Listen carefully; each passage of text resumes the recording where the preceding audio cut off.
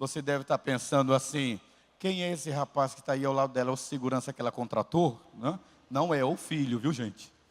É o filho. É o Léo.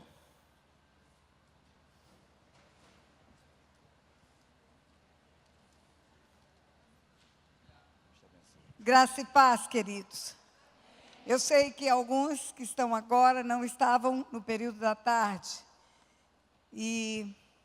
Mas isso não vai fazer diferença, porque você tem disponível no meu material, a primeira parte, você tem no YouTube, eu tenho um canal oficial, você tem condição de aprender tudo sobre esse assunto de heranças. Mas eu preciso compartilhar algo com você que aconteceu no intervalo. Deus é bom e Ele nos anima. Nós fazemos o trabalho, liberamos a palavra, mas nós não entendemos o alcance, porque é Deus que faz a palavra gerar vida. O rema é de Deus, não é do homem. O homem apenas entrega a palavra. E é Deus que faz essa palavra florescer no mundo espiritual. Então eu sei que tem igrejas nos ouvindo pela internet, eu sei que tem pessoas em diferentes lugares do país, como eu recebi mensagens, que estão acompanhando o seminário desde ontem. E hoje, quando eu encerrei a primeira parte, eu falei que no mundo espiritual não existe tempo e nem espaço.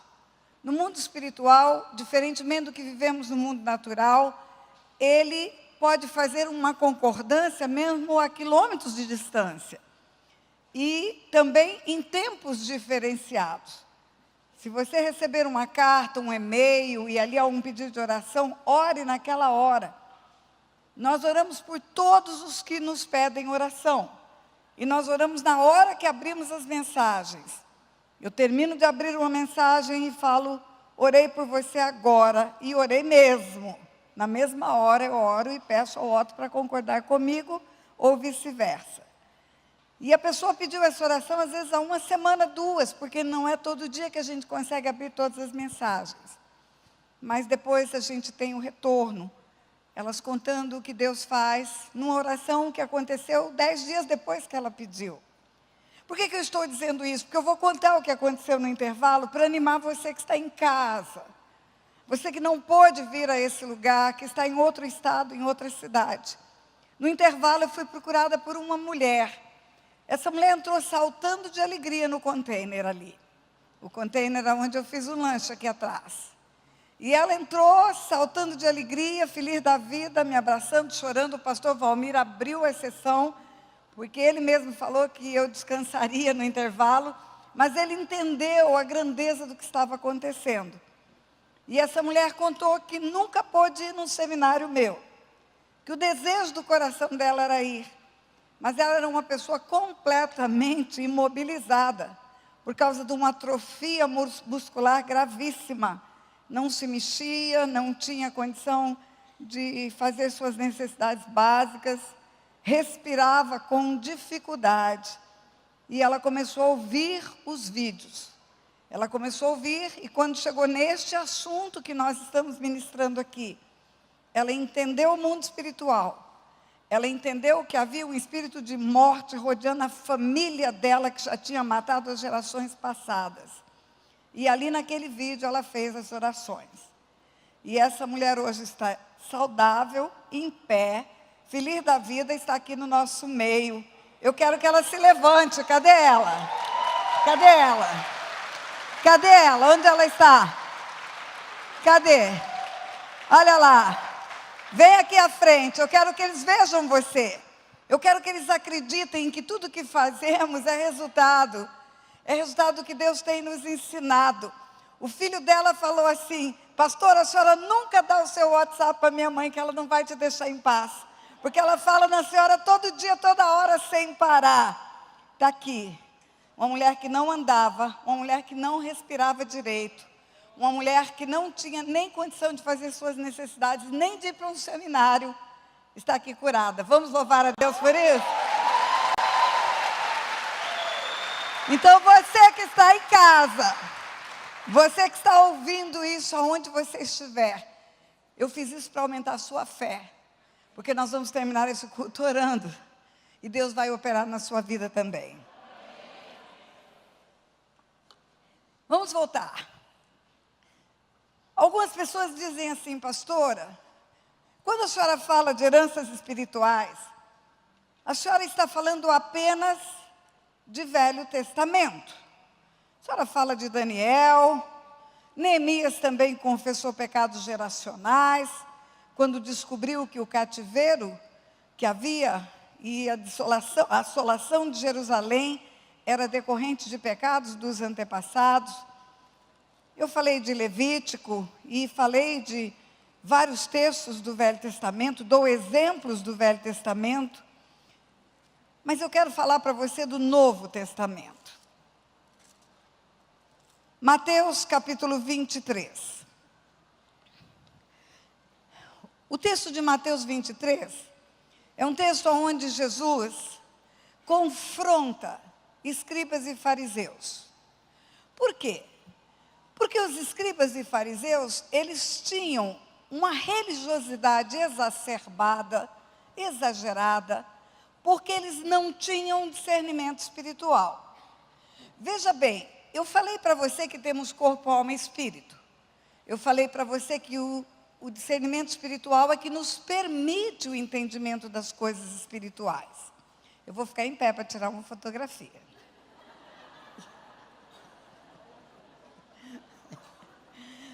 O discernimento das coisas espirituais é que vão nos dar acesso ao mundo espiritual. No exemplo que eu te dei aqui, a hora que eu comecei, é a sua antena.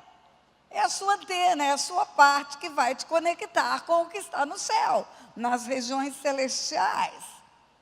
Região celestial é mundo espiritual.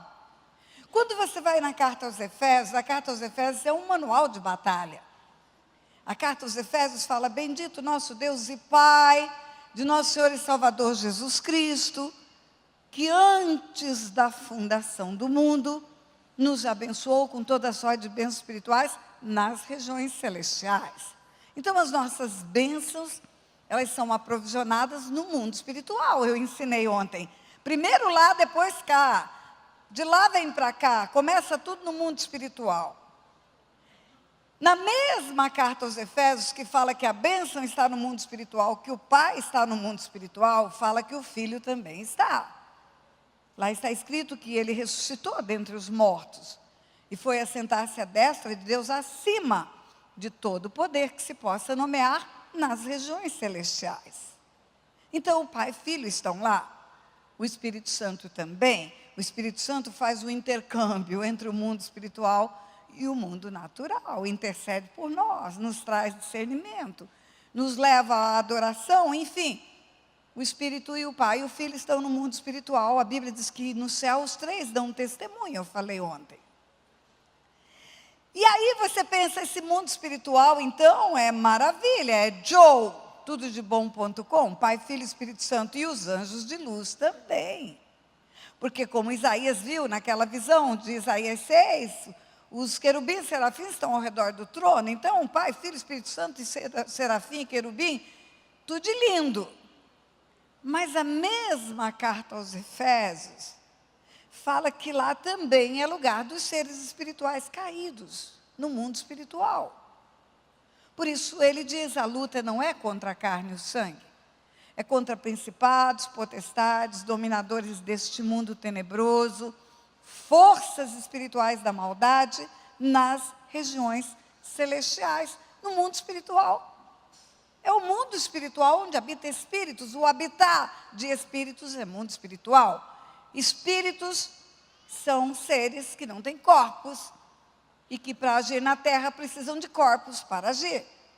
Eles são ilegais na terra sem um corpo, por isso incorporam. Por isso o Espírito Santo incorpora a igreja. Por isso Deus não age como um fantasma, age pela instrumentalidade de pessoas. Pelas mãos de Paulo, Deus fazia. Pelas mãos de Pedro, Deus fazia.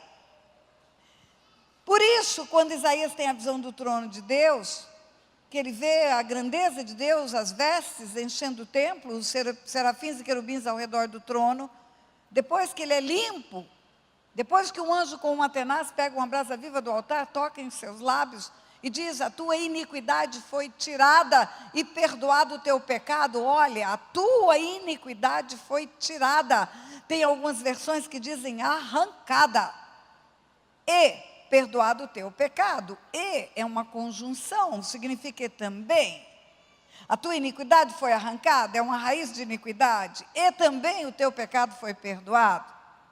Depois que Deus dá para Isaías a limpeza total de iniquidade e de pecado, Isaías diz assim: depois disso, ouvi uma voz que disse: a quem enviarei? Quem há de ir por nós? Olha a Trindade de novo. Ontem eu falei da Trindade tantas vezes. A quem enviarei? Quem há de ir por nós? Quem há de ir pelo Pai, pelo Filho e pelo Espírito Santo? Por que um Deus tão grande, tão tremendo, tão majestoso, tão cheio de poder, precisa do homem? Precisa do homem Isaías, depois que limpa Isaías, depois que tira a raiz de iniquidade, depois que limpa o seu pecado, perdoa o seu pecado. Por que ele precisa? A quem enviarei? Quem há de ir por nós? Porque regras espirituais são regras espirituais. Porque o mundo espiritual não age no mundo natural sem o homem. Porque Deus estabeleceu isso.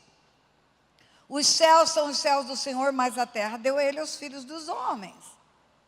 O homem tem o domínio, o governo da terra. Gênesis 1, 26, também disse Deus: façamos o homem à nossa imagem, conforme a nossa semelhança, e tem ele domínio sobre tudo. Domínio sobre tudo. O domínio da terra é do homem, dado por Deus, entregue por Deus. No meio do caminho, ele entrega para Satanás. Quando ele resolve desobedecer a Deus e obedecer ao diabo, ele entrega o domínio da terra para o diabo. Pastora, a senhora está dizendo que o diabo domina a terra? Oh, querido, não sou eu, é a Bíblia. Vem aí o príncipe deste mundo, Jesus fala. Eu nada tenho com ele. Jesus fala em 2 orações: Pai, eu não peço que os tire do mundo, mas os livre do mal, porque o mal está aqui. O governo da terra entregue a Deus para os homens foi entregue para o mundo espiritual das trevas.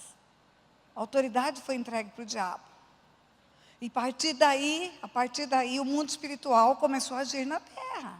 Real, como eu e você. E os fariseus? Não pense que eu esqueci dos fariseus, não. Os fariseus só enxergavam a letra. Os fariseus não tinham discernimento espiritual. Os fariseus não tinham nem o bombril ou só o bombril.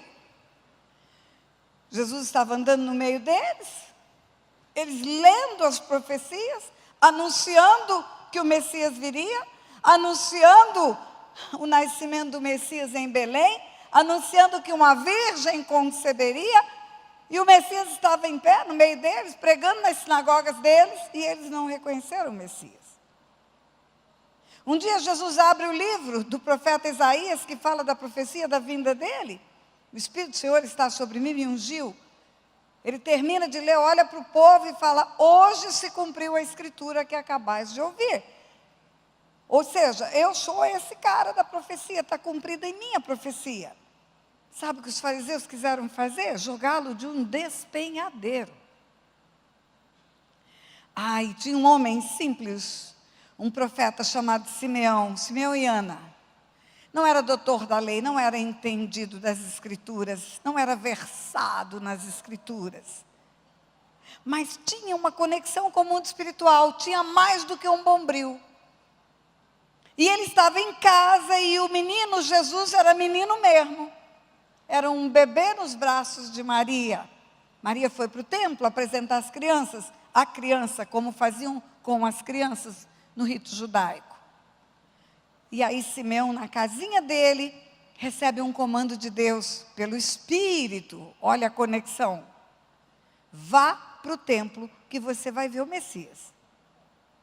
E Simeão vai e vê o Messias, mas vê um bebê, só um bebê.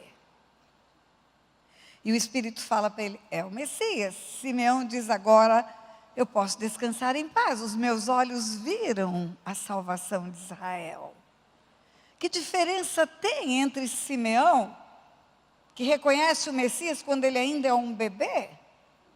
E os doutores da lei, que o Messias fala, eu sou o Messias, e eles querem apedrejar. Ou ele está num jumentinho, e eles estão dizendo que um dia ele virá, só que ele já veio. E ninguém identifica. Por quê? Porque os fariseus não tinham conexão com o mundo espiritual. Eles tinham uma letra, o orgulho, a soberba de conhecimento. Conhecimento, deixa eu aproveitar para te dizer uma coisa sobre conhecimento. Presta atenção. Conhecimento é no intelecto. Conhecimento é muito bom.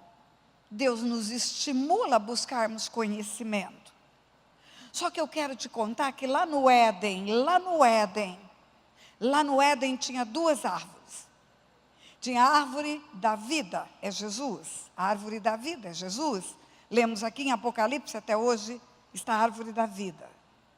E tinha a árvore do conhecimento do bem e do mal.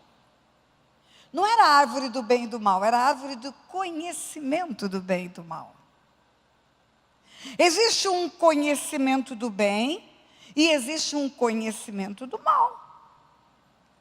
O conhecimento do bem vai levar invariavelmente a Deus. O conhecimento do mal é o conhecimento sem Deus. Toda ciência, toda tecnologia, toda influência científica, enfim, tudo que se ensina no mundo e nas universidades que tira Deus, é esse fruto. É o fruto do conhecimento do mal. E o conhecimento do mal tem levado os nossos jovens para o ateísmo. Entram na faculdade cheios de paixão por Jesus. Entram para as universidades produzindo frutos na igreja e saem de lá incrédulos, ateus. Porque permitem que o fruto do conhecimento do mal entre na sua mente e no seu coração. E os fariseus tinham um conhecimento sem discernimento espiritual. E o conhecimento sem discernimento espiritual mata. Enche de orgulho, enche de soberba. Não é diferente de você estudar 5 línguas. Não é diferente de você saber tudo sobre matemática quântica. Não é diferente de você estudar astronomia. Estou a Bíblia igualzinho. E os fariseus eram assim. Religiosos. Completamente religiosos. Tinham os dogmas, as doutrinas, as teologias. O que é teologia, igreja? Tel, Deus. Logos, estudo. Logos, letra. Logos, escrita. Logos, estudo. A escrita que explica Deus. Mas a escrita que explica Deus sem o Espírito é pior do que não ter nem bombril. E os fariseus eram assim, sabiam tudo sobre Deus. Eu posso estudar tudo sobre o prefeito de Palmas, Amatra, eu sei que o nome dele é, como que é?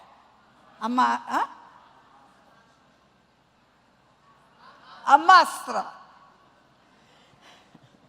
Eu posso estudar tudo sobre esse homem, fazer pesquisa, perguntar como ele é, até imitar o jeito estrangeiro dele de falar. E nunca ter sentado com ele para tomar um café. Uma coisa é você ter conhecimento intelectual. Outra coisa é você ter intimidade. Intimidade gerada pela conexão profunda do relacionamento. Você só conhece uma pessoa quando você se relaciona com ela. Uma coisa é o que ela aparenta publicamente, é o que ela mostra ser. Outra coisa é o que está no interior dela. Os fariseus eram assim. Os fariseus, desde o começo da história da vinda de Jesus, eles são confrontados, porque a pregação de João Batista era: arrependei-vos, o reino de Deus é chegado.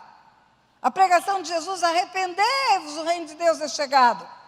Aí o povo ia para o batismo, confessando os pecados. Os fariseus iam sem confessar pecados, como se não tivesse pecado.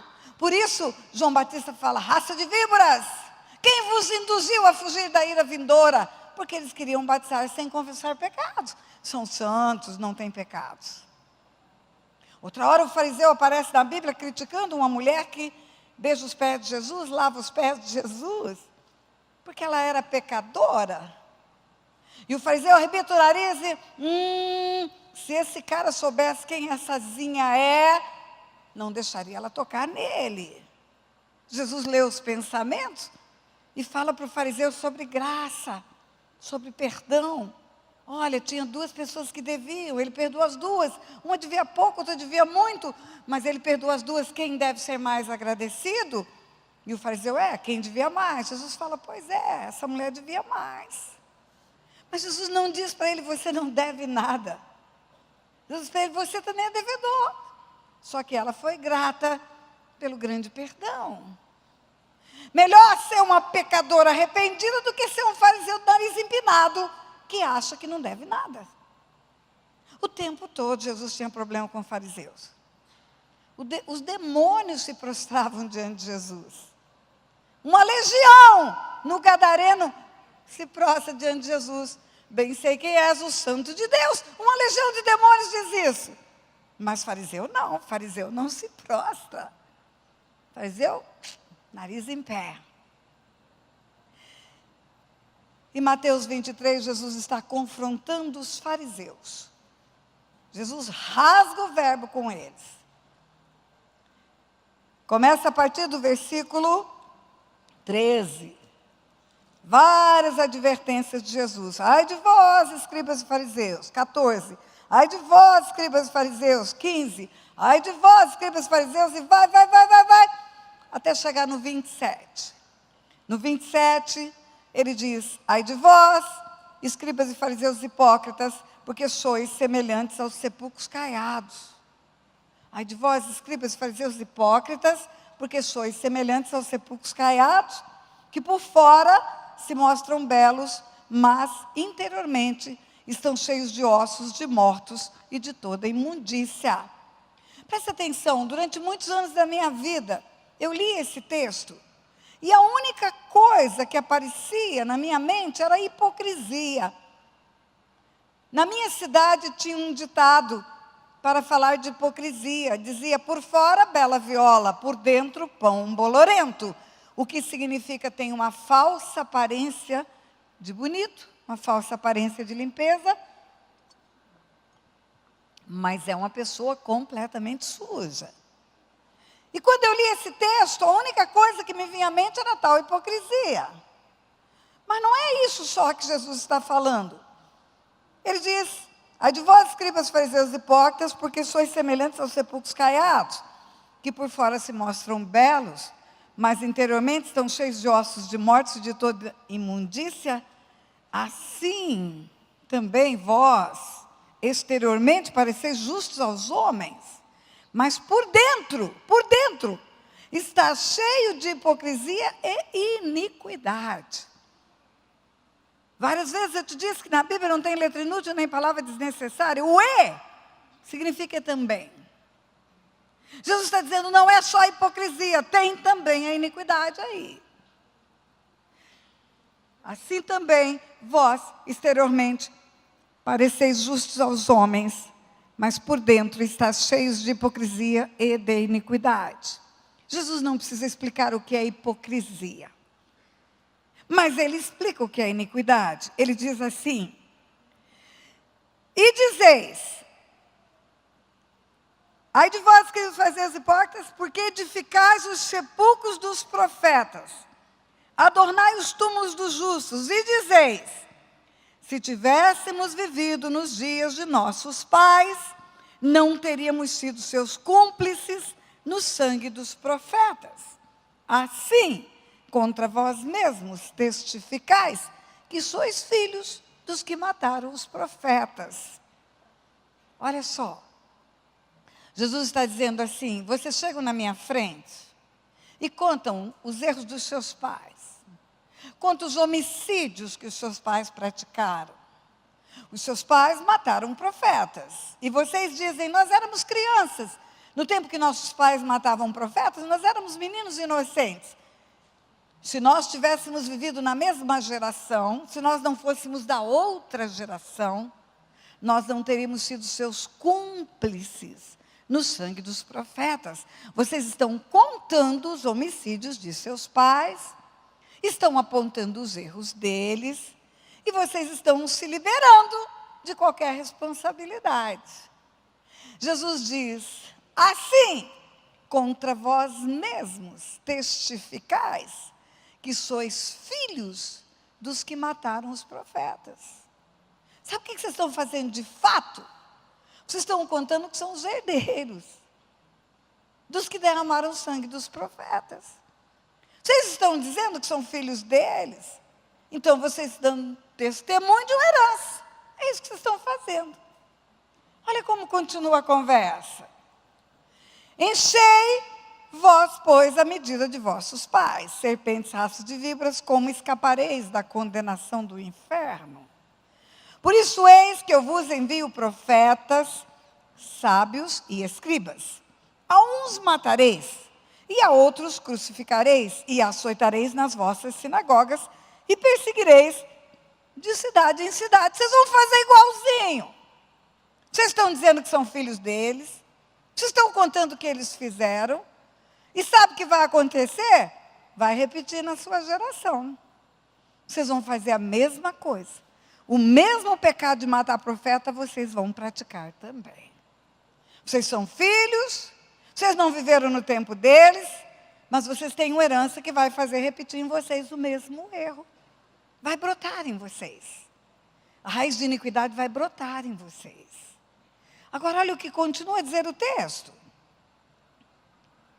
Por isso, eis que vos envio profetas, sábios e escribas, a uns matareis e crucificareis, a outros açoitareis nas vossas sinagogas e perseguireis cidade e cidade. Vai fazer igual, para que sobre vós recaia todo o sangue justo derramado sobre a terra, desde o sangue do justo Abel, até o sangue de Zacarias, filho de Baraquias, a quem mataste entre o santuário e o altar. Em verdade, vos digo que todas estas coisas hão de vir sobre a presente geração. Vou repetir: para que sobre vós recaia todo sangue justo derramado sobre a terra, desde o sangue do justo Abel, quando Abel morreu, no começo da humanidade, até o sangue de Zacarias, filho de Baraquias, a quem mataste entre o santuário e o altar. Quando que Zacarias morreu? 400 anos antes da vinda de Jesus.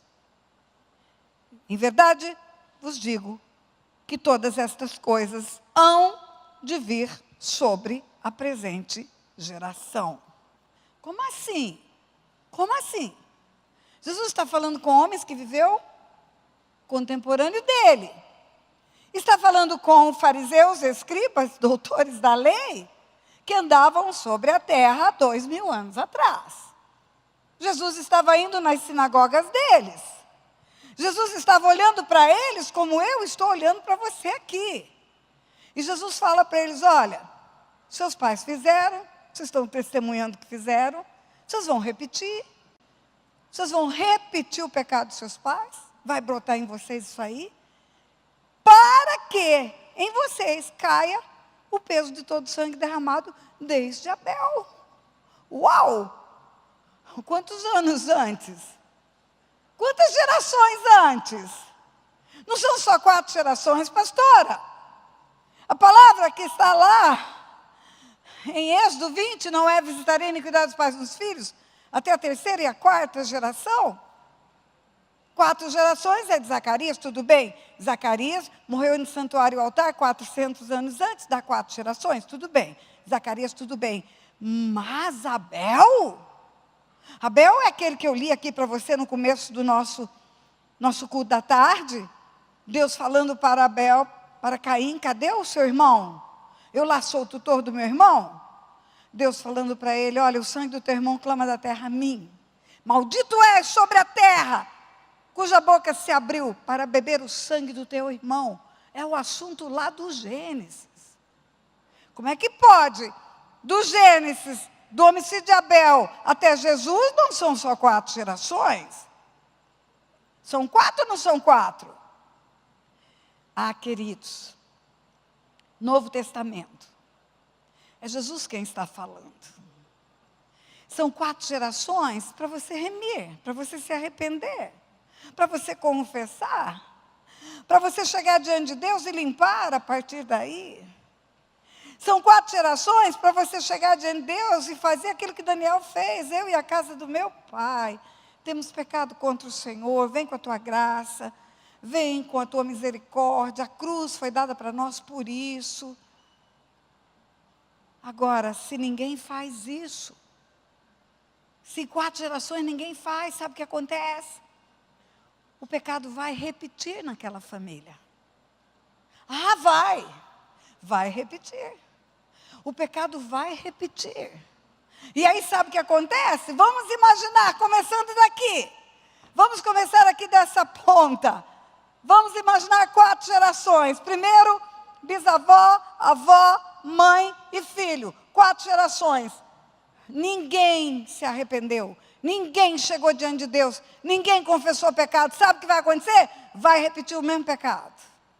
Porque não desligou no mundo espiritual. Os mesmos demônios, os mesmos espíritos familiares estão na mesma família para produzir o mesmo mal. Aí alguém peca. Aí sabe o que acontece? Conta mais 4. Mais 4. Ninguém se arrependeu. Ninguém se converteu. Ninguém foi para a cruz. Ninguém reconheceu a raiz de iniquidade na família. As janelas estão abertas, as portas estão abertas, os demônios estão naquela família, os espíritos familiares estão lá. E eles vão induzir ao mesmo pecado. Sabe o que vai acontecer? Um dos 4 vai pecar. E aí conta mais 4. E mais 4. E mais 4. E mais 4. E desde o sangue do justo Abel, Jesus diz. Alô? Tem alguém aí? Eu estou falando de Novo Testamento. Aham. Tem alguém aí? Alô?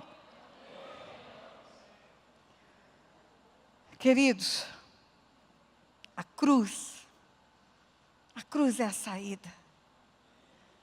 O arrependimento é a saída, a confissão é a saída. Tudo que Jesus conquistou na cruz é direito nosso, é nossa herança. Mas uma herança precisa ser apropriada. E precisa ser renunciada também, se ela não for boa. A gente tem como experiência 30 anos trabalhando em libertação. Experiência conta, pastora? Conta. A Bíblia te anima a ter experiência. Carta aos Hebreus, no capítulo 5, está escrito que tem gente que continua tomando leitinho, porque é criança. Tem gente que continua tomando leitinho, mas tem alimento sólido, tem pirão grosso. E o alimento sólido é para os adultos. Hebreus 5, versículos 13 e 14. Ora, todo aquele que se alimenta de leite é inexperiente na palavra da justiça, porque é criança. Mas o alimento sólido, mais o pirão grosso, é para os adultos, para os maduros, para aqueles que pela prática, não é pela teoria, pode deixar lá transmitido. O alimento sólido é para os adultos. Ali está escrito em outra versão, pelo exercício constante, tornam-se aptos para discernir tanto o bem quanto o mal. Na minha versão está escrito, o alimento sólido é para os adultos, para aqueles que pela prática o exercício constante é a mesma coisa. É pela prática, não é pela teoria, não é pela doutrina, não é pela letra morta, é pelos atendimentos, é pelo cuidar de pessoas, é por enfrentar situações, é por enfrentar casos, por crescer no atendimento, por ver uma mulher dessa se levantar e falar, olha, eu estava entrevada numa cama, eu não podia sair, mas eu entendi o mundo espiritual, fiz a oração. Isso é prática. Pela prática, tem as suas faculdades exercitadas. As suas faculdades, bota lá de novo. Tem as suas faculdades espirituais exercitadas. Você está com muita pressa de tirar o que está escrito.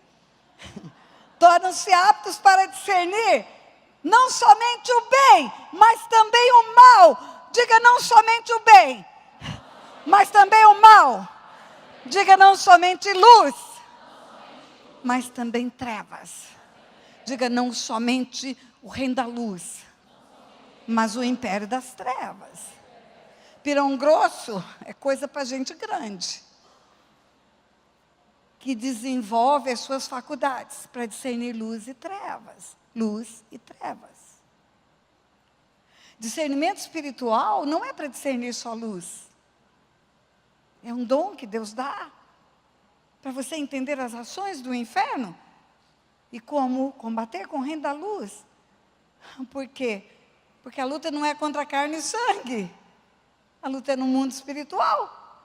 Quando você vai para um terreiro de macumba, quando você vai para um centro, se um dia foi, sabe qual é a primeira palavra que o chefe do terreiro fala para você? Você tem mediunidade, você precisa desenvolver. Pois Deus está falando na palavra, você precisa desenvolver. Você precisa desenvolver, não fica bobo não. Quem fica bobo é criança, que fica de leitinho a vida toda. Ele está dizendo, abre o teu olho e discerne o bem e o mal, para você saber o que é luz, o que é trevas. E nos atendimentos, no crescimento dos assuntos espirituais, nas histórias como dessa mulher, como de muitas pessoas que eu cito nos meus vídeos, nós fomos entendendo o que é luz e trevas e o que é bem e mal. E eu vou começar contando a minha história. A minha história. Você conhece a minha história, uma bagaceira. Uma bagaceira. Droga, bebedeira, desonra, abuso sexual, tudo isso tinha na minha família.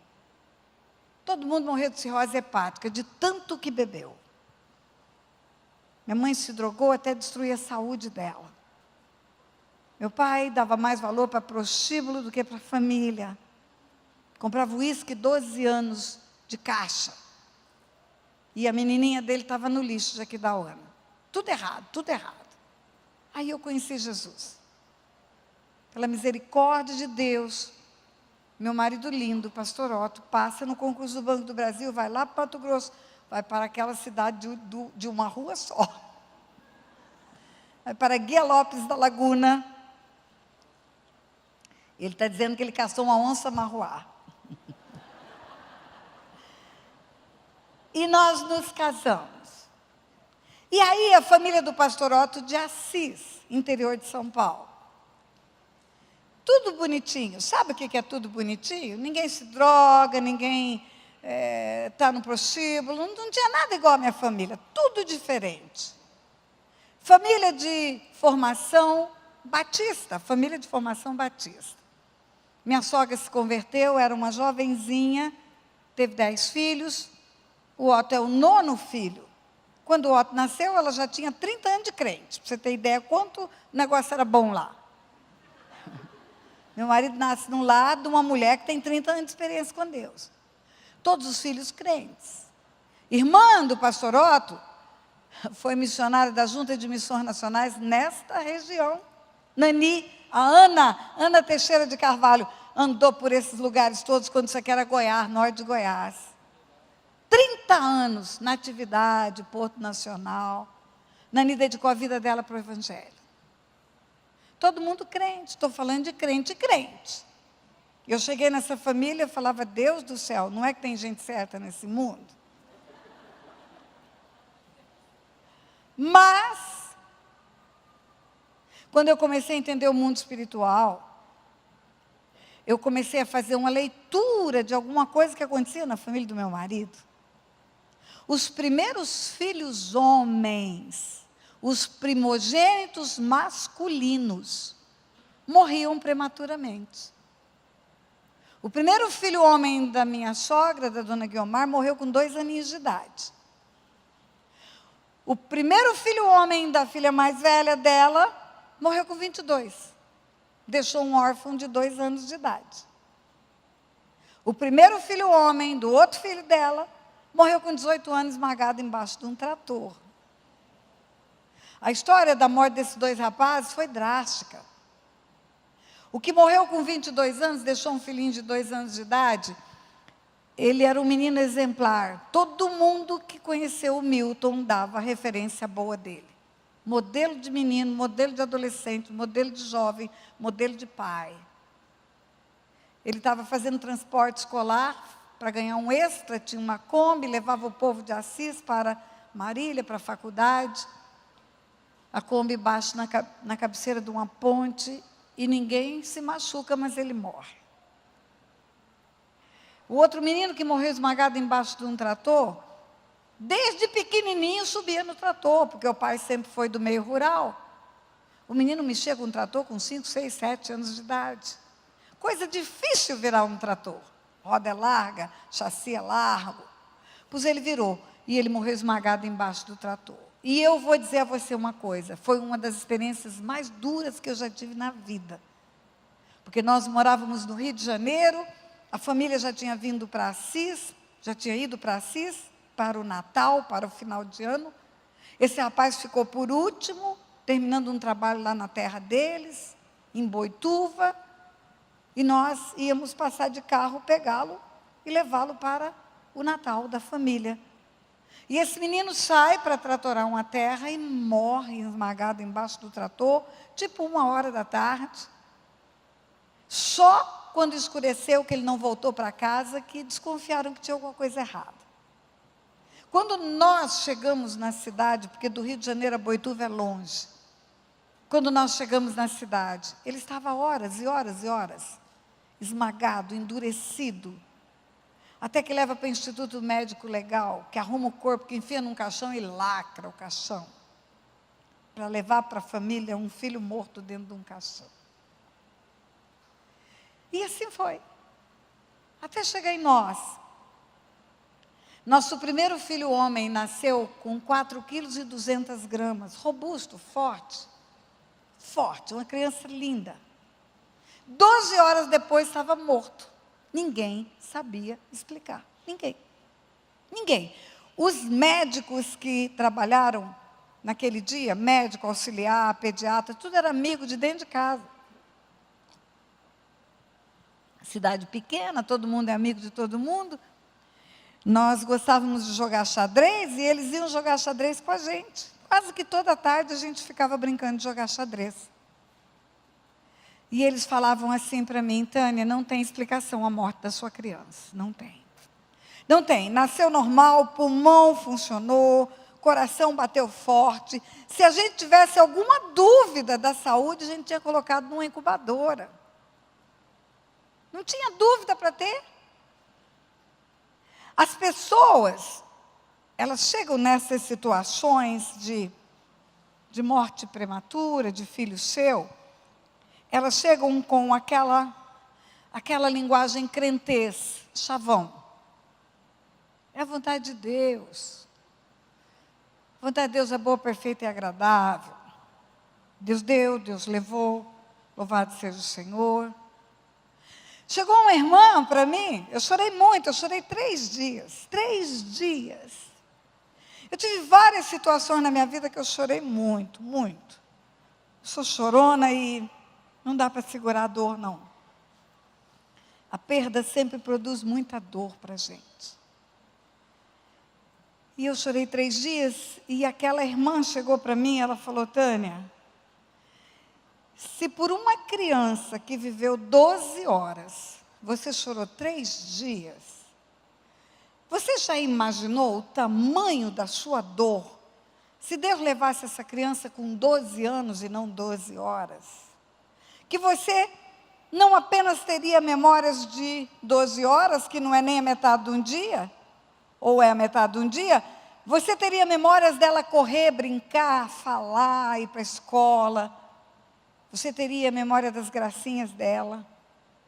Você choraria muito, você sofreria muito. Então, Tânia, você nunca parou para pensar que Deus abreviou o seu sofrimento? Que Deus antecipou, levou essa criança bebezinha, porque lá na frente ela podia morrer de uma enfermidade grave que nasceu congênita, que ninguém percebeu ainda, e aí você perderia ela lá na frente. Pense que Deus sempre tem o melhor para a sua vida. Agora, nada dessas palavras, nenhuma, entrava no meu coração. Por quê? Porque o meu aferidor de medidas é a palavra de Deus. Os juízes, eles têm um chavão. Os juízes dizem: o que não está no processo não está no mundo. Isso significa que não adianta ter mais provas fora do processo. Precisa vir para o processo. Porque senão ele não vai apreciar. Pois eu vou dizer para você, o que não está aqui não existe. Tem que estar aqui para existir. O que foi chamado à existência está aí. O que Deus quer que o homem saiba está aí. O que Deus quer revelar para nós está aí. Fora disso, é pelo discernimento espiritual que Ele vai continuar revelando. Ele é infinito e tem infinitamente mais para nos dar do que pedimos ou pensamos. E aí eu ia para a Bíblia, eu ia para o aferidor de medidas, eu ia para a palavra, e sabe o que eu encontrava? Eu encontrava morte prematura por causa de maldição. Eu não encontrava morte prematura para Deus abreviar sofrimento de ninguém. Toda morte prematura que eu via estava ligada a uma maldição. Toda. A morte prematura do menino de Davi, adultério, homicídio. A morte prematura de Aminon, estuprou a irmã. A morte prematura de Absalão, rebelou-se contra o pai. A morte prematura de outro, tudo está ligado a um mal. A morte prematura de Raquel, Raquel morreu quando foi parir Benjamim. Sabe por que Raquel morreu? Maldição sem causa não se cumpre, não é? Qual a causa? A causa, ela furtou ídolos do lar do seu pai. Ela furtou, eu estive em Israel há 2 anos atrás, os ídolos do lar desse tamanho, assim, de ouro. Ela não furtou porque ela era idólatra, ela furtou porque ela furtou o ouro. E aí, o pai vai atrás. O pai vai atrás e chega para o marido, que é Jacó, e fala: você levou os meus ídolos do lar. E Jacó fala não, e o Labão fala levou, e Jacó fala não, e uma hora Jacó fica irado pela acusação que não era devida, e aí ele profere uma palavra, ele diz: morra quem estiver com os ídolos do lar de Labão. Morra quem estiver com os ídolos do lar de Labão, morra quem estiver. Quem estava com os ídolos do lar? Raquel. Raquel era mulher amada, ele queria que ela morresse? Não. Por que ela morreu então? Por quê? Porque maldição com causa se cumpre. Raquel infringiu 2 regras espirituais. Não furtarás, Raquel furtou. Honra teu pai e tua mãe, Raquel desonrou. Quando o marido profere morra, a palavra foi lançada por uma autoridade, marido é autoridade. Foi lançada por uma autoridade e se cumpriu. Maldição com causa se cumpre sim. Se cumpre mesmo. Enfim, quando você vai para a Bíblia, você vai ver que o plano de Deus para o homem, a promessa de Deus para o homem é longevidade. Você vai encontrar versículos que dizem que o justo toma nos braços os filhos e os filhos dos filhos. Filhos dos filhos são netos. O justo florescerá como uma palmeira, como um cedro do Líbano, plantado na casa do Senhor, na velhice, ainda vai dar frutos, para anunciar que o Senhor é reto. E o Senhor lhe renovará a seiva, promessa de velhice saudável, na casa do Senhor. Essa irmã do Otto que foi missionária, Ana Teixeira, ou Nani para nós, morreu esse ano que passou com 92 anos. Trabalhando na casa do Senhor até o fim. A palavra de Deus fala que o justo será recolhido como um feixe de trigo maduro, em robusta velhice. Quando que você recolhe o trigo maduro? Quando ele está pronto para ser recolhido. Robusta velhice é velhice saudável. Morte prematura? Não, tem alguma coisa errada. E eu fui atrás. Quando eu comecei a entender, por que morrem os primogênitos homens? Por que morrem os nossos primogênitos homens? Presta atenção, eu vou falar o que eu falei no começo. Uma coisa é uma coisa, outra coisa é outra coisa. Você guardou? Se você guardou, você já ganhou o seminário. Uma coisa é a sua vida eterna. Outra coisa é a sua vida abundante. Presta atenção, aquele rapaz que morreu com 22 anos, sobrinho do pastor Otto, chamado Milton, era crente, crente, crente. Vai para a vida eterna com Deus? Vai. Morreu com o Senhor, como nós dizemos. Agora a pergunta é vida abundante um homem morrer com 22 anos e deixar um filho de 2 anos? É vida abundante uma mãe enterrar um filho? Os filhos é que têm que enterrar os pais. Uma coisa é uma coisa, outra coisa é outra coisa. Não tem nada a ver com a salvação. A salvação define a eternidade, a vida abundante define o nosso caminhar aqui agora. Quando aquela mulher falou para mim assim, pensa que Deus evitou um sofrimento seu? Eu pensei, eu não falei porque eu não quis ofender minha irmã. Mas eu pensei, não. O que essa mulher está dizendo não combina com o Deus que eu creio. Por que Deus colocaria um filho na minha barriga? Permitiria essa criança viver 9 meses? Eu me apaixonar por ela desde o primeiro minuto? Sentir as mexidas dela em mim? Arrumar um quarto, fazer enxoval, escolher um nome, contar para todo mundo que eu ia ser mãe de um menino, tomar a criança no colo, amamentar, eu amamentei. Eu lembro do pezinho dele, beijar o pezinho dele, sonhar sonhos de Deus para ele, para sair do hospital com um caixão. Isso não combina com Deus. Não combina mesmo.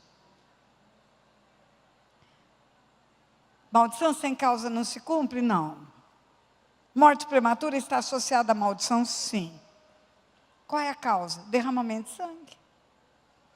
Tem derramamento de sangue, morte prematura, acidentes frequentes, doenças graves, morte prematura, acidentes frequentes, doenças graves, morte nos negócios, morte nos casamentos. Tudo morre, tudo morre, tudo morre, e morre os primogênitos. Tem derramamento de sangue nessa família? Tem que ter.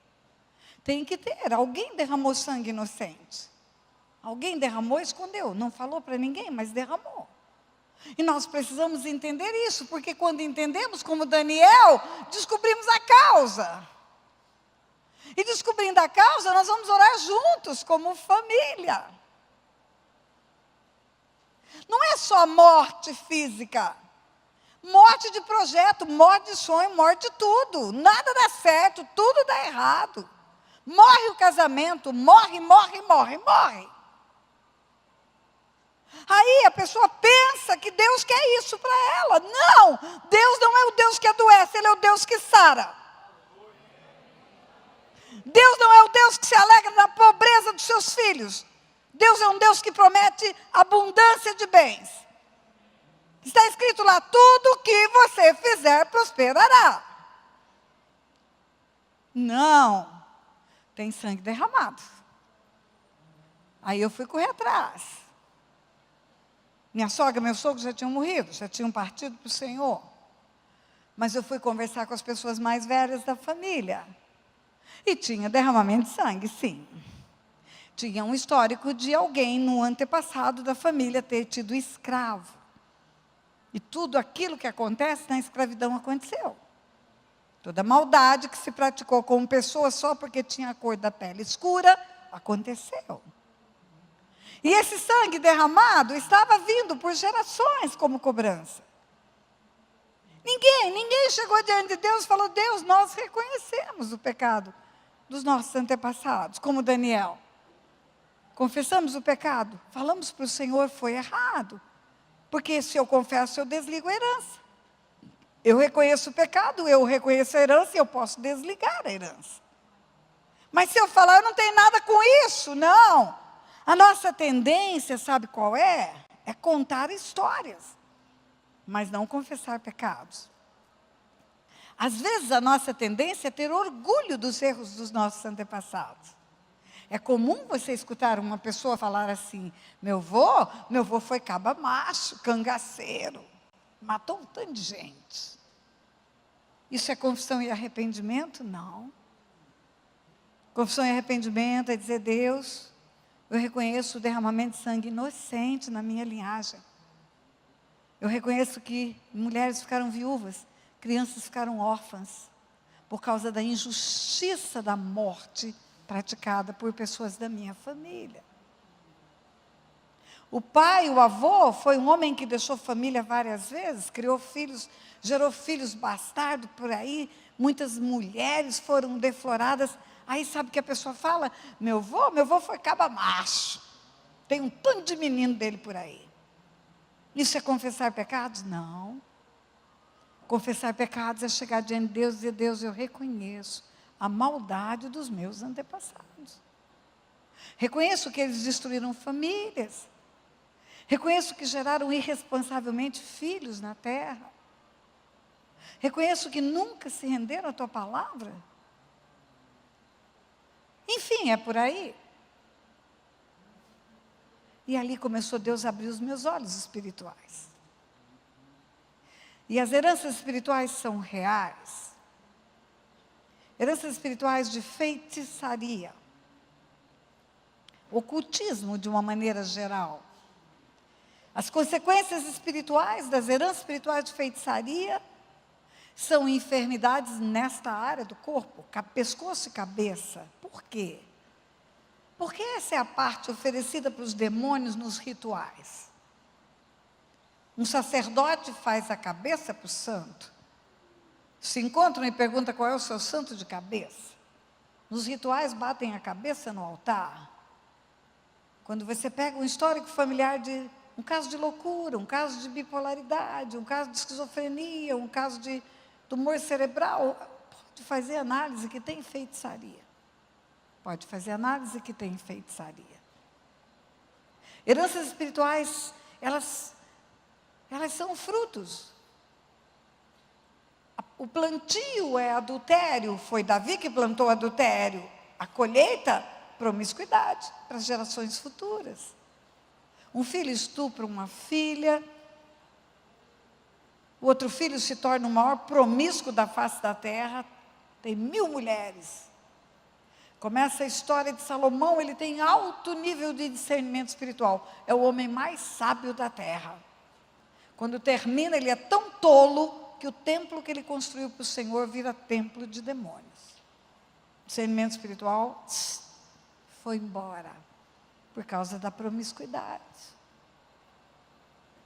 Heranças espirituais de roubo, de furto, de apropriação indébita, de usurpação de terra, gera pobreza para as gerações futuras. Muita pobreza. Muita dificuldade financeira. Também gera ladrões. Lá atrás teve uma usurpação de terra, daqui a pouco tem um neto roubando, furtando. Aí renova o pecado por mais 4 gerações. A herança. Herança espiritual de idolatria. Traz várias consequências.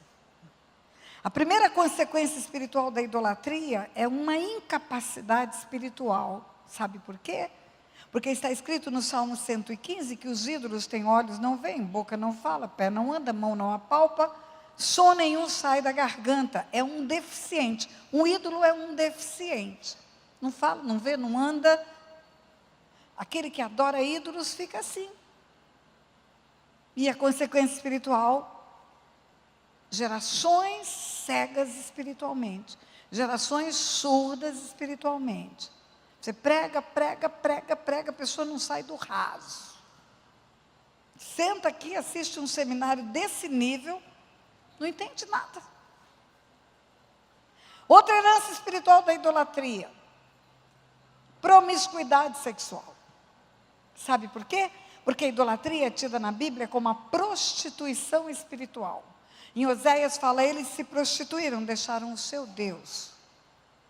Porque eles sacrificam nos montes, porque eles oferecem aos pedaços de madeira as suas orações, por causa disso, está escrito no livro de Oséias, por causa disso, vossas filhas se prostituem e vossas noras adulteram, por causa da idolatria. A idolatria também traz outra consequência espiritual. Solidão. Solidão como, pastora?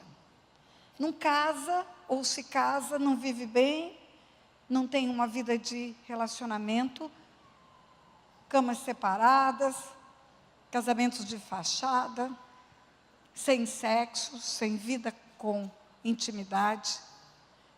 Por quê, pastora? Porque lá no Salmo 115, versículo 16, Salmo 115 todo, onde fala que tem olho não vê, boca não fala, pé não anda, mão não apalpa, som nenhum sai da garganta, tem uma maldição dada por Deus. Deus fala, tornem-se iguais aos ídolos, o que os fazem e os que neles confiam. Tornem-se iguais aos ídolos, iguais aos ídolos, iguais aos ídolos,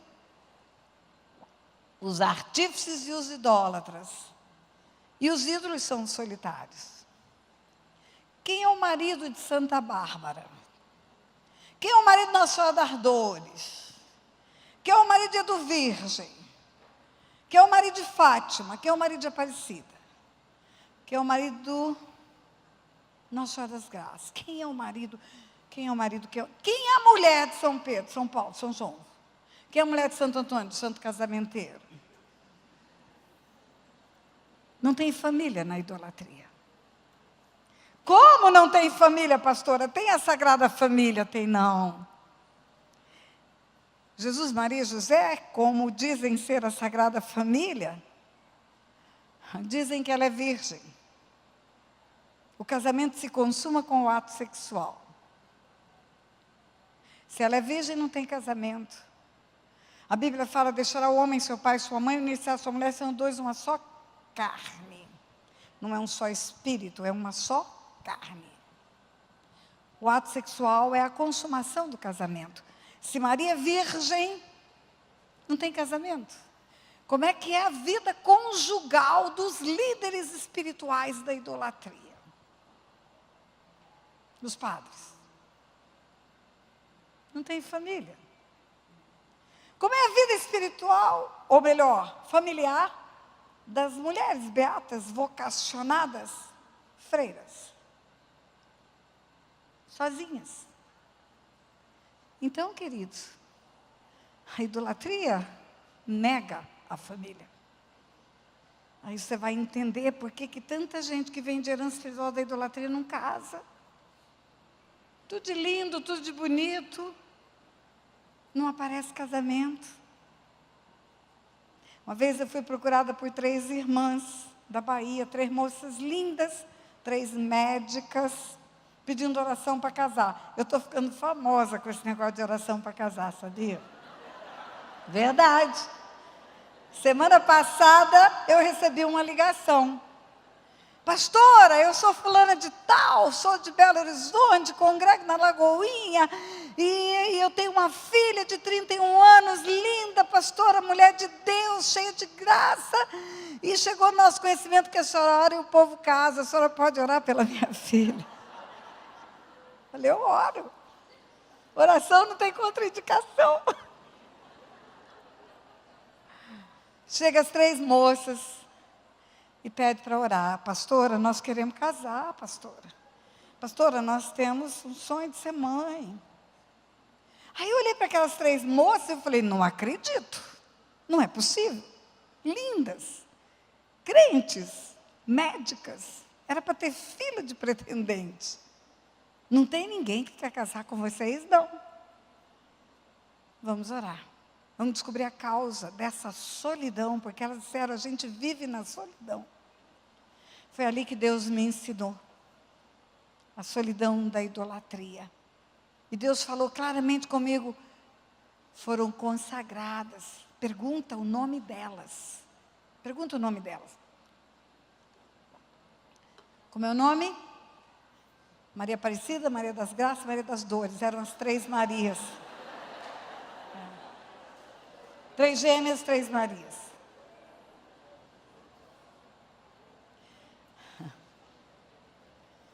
E eu quero falar algo aqui que eu nunca falei em seminário nenhum.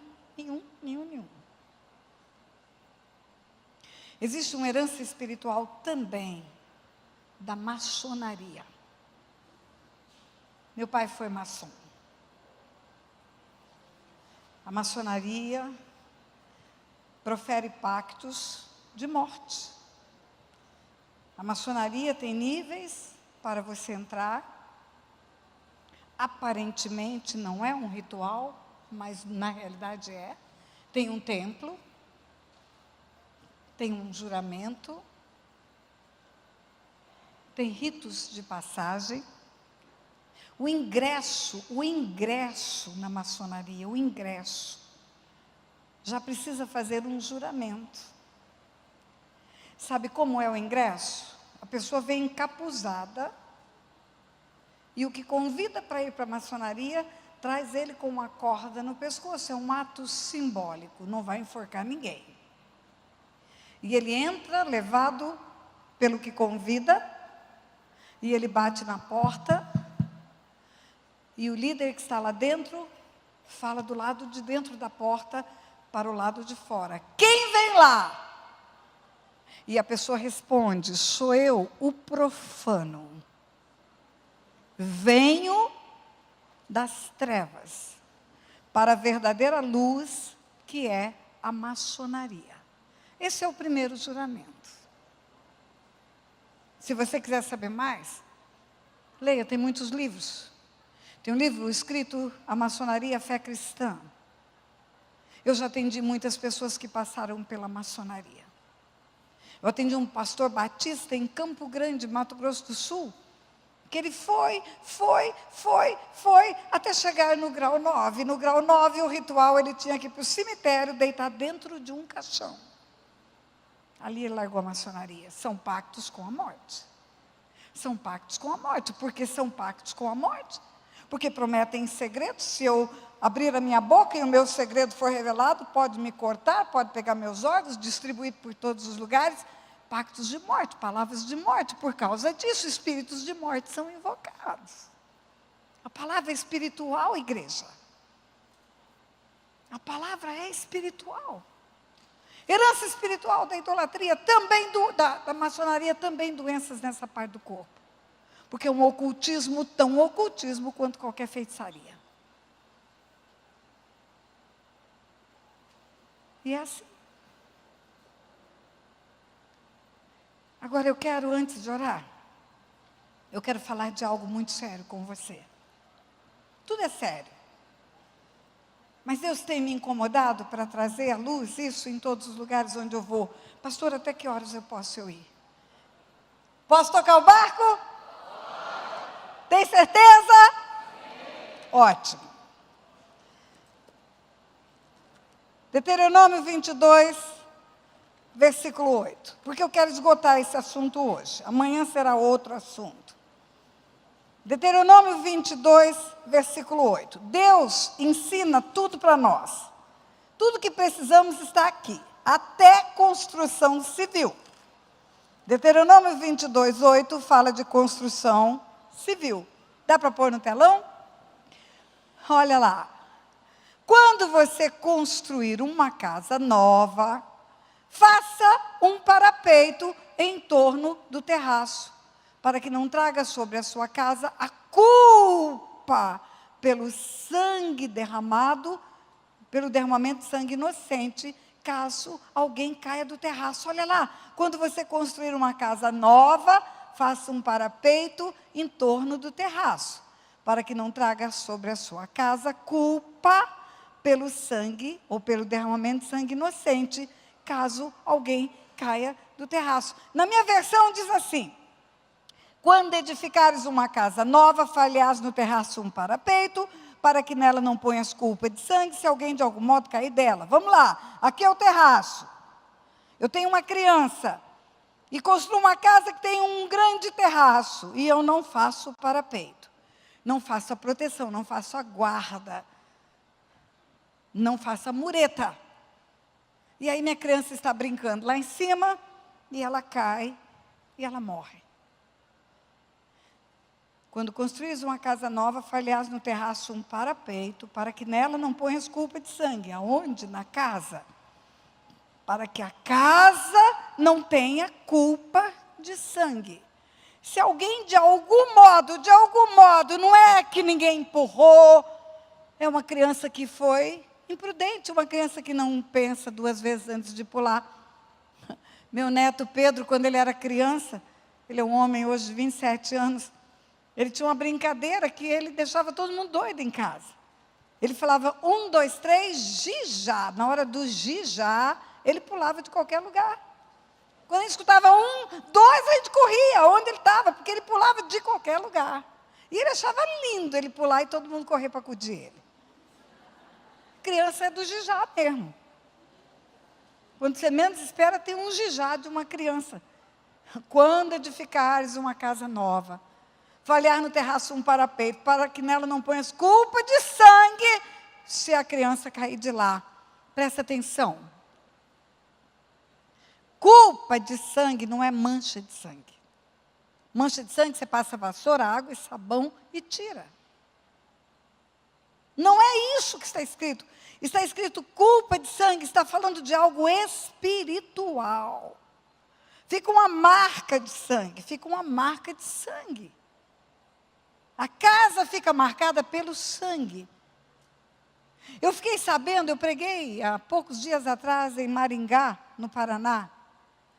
E eu fiquei sabendo algo que eu não sabia, porque o pastor de lá tinha acabado de comprar uma casa nos Estados Unidos. E sabe o que ele me contou? Que lá nos Estados Unidos, quando tem um acidente, que morre alguém numa casa por acidente, não é morte natural. A casa fica marcada pelo sangue também no registro de imóveis. Tem que anotar, fazer uma anotação no registro de imóveis que tem culpa de sangue na casa. E sabe o que acontece? O preço cai 60% do imóvel. Porque ninguém quer comprar casa com culpa de sangue. Pastora, tem casa mal assombrada? Tem. Porque onde tem sangue derramado, tem o mundo espiritual agindo. Agora, veja bem, escute bem. Quando você fizer uma casa nova, você faz no terraço dela um parapeito, para que não haja um acidente e morra alguém e lá haja culpa de sangue. Culpa, diga culpa. Eu falo que o mundo espiritual é legal, eu falo que Deus me fez juíza para entender o mundo espiritual. Culpa e dolo são coisas diferentes. O conceito de culpa ameniza o mal. O crime culposo é punido com a pena mais branda. O crime doloso é punido com a pena mais grave. O crime culposo, ele resulta de uma atitude não desejada. O pai daquela criança não queria que ela morresse.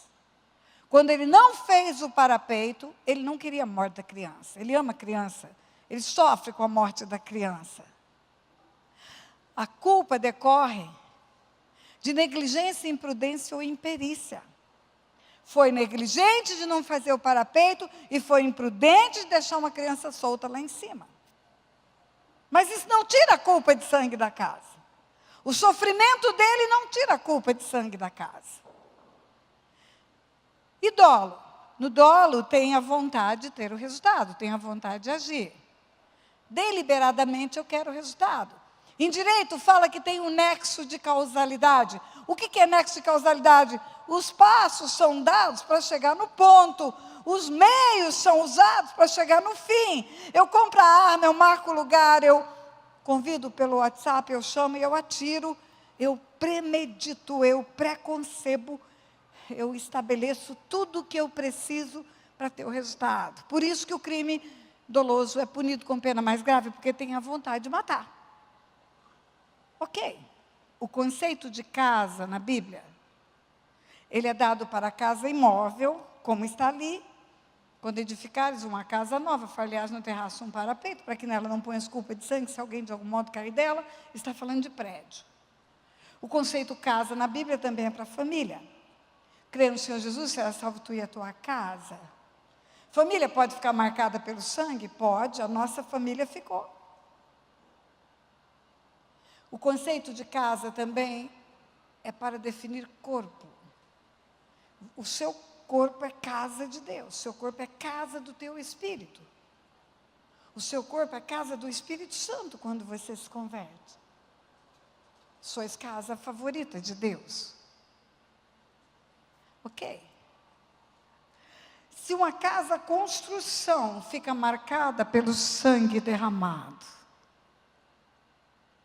quando eu não quero matar, quando ocorreu uma fatalidade, negligência, imprudência ou imperícia, o que você acha que acontece no corpo de uma mulher quando ela pratica um aborto?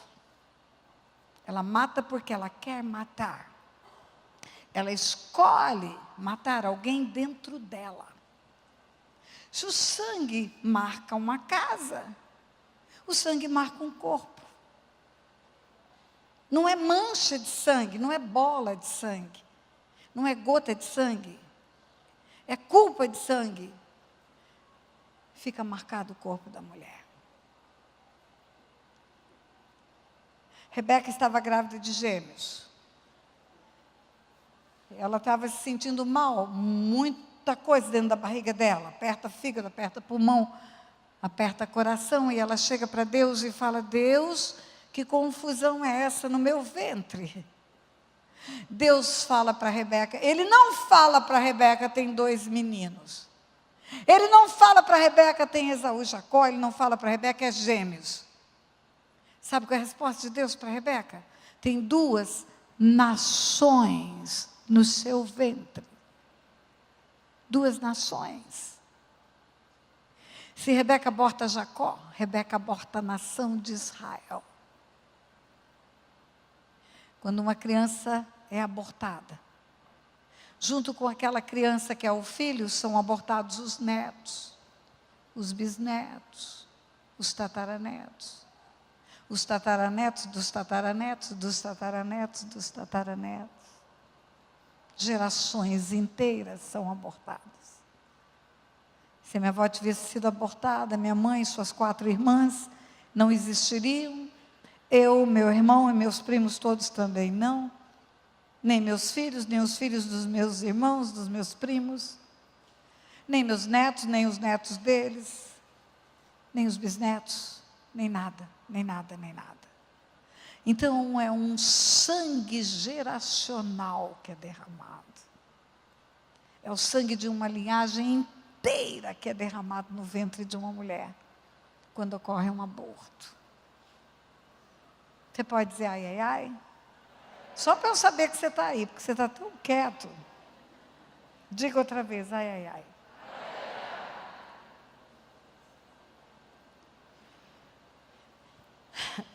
Eu vou ler aquele primeiro versículo para você. Eu vou só mudar o contexto.